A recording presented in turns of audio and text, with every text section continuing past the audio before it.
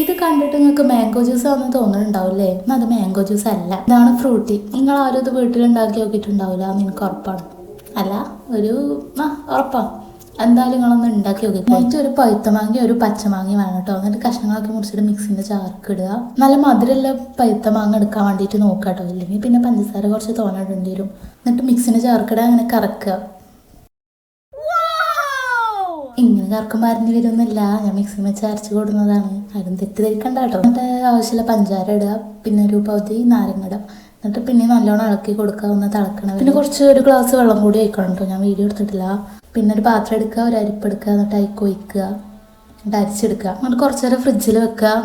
അടുത്ത് ice cube ഉണ്ടെങ്കിൽ അതും കൂടി ഇട്ട് കൊടുക്കുക കേട്ടോ. എൻ്റെ അടുത്തില്ലാത്തതുകൊണ്ടാണ് ഞാൻ ഇട്ട് കൊടുക്കാത്തത്. ഇത് ഉണ്ടാക്കിയപ്പോൾ ഞാൻ ഒരിക്കലും കരുതിയത് അത് കറക്റ്റായിട്ട് ഈ ഫ്രൂട്ടിൻ്റെ അതേ ടേസ്റ്റിൽ തന്നെ കിട്ടും. നിങ്ങൾ എന്തായാലും ഉണ്ടാക്കി നോക്കിക്കോളൂ. ഇത് കറക്റ്റ് ഫ്രൂട്ടിൻ്റെ പോലെ തന്നെയാണ്.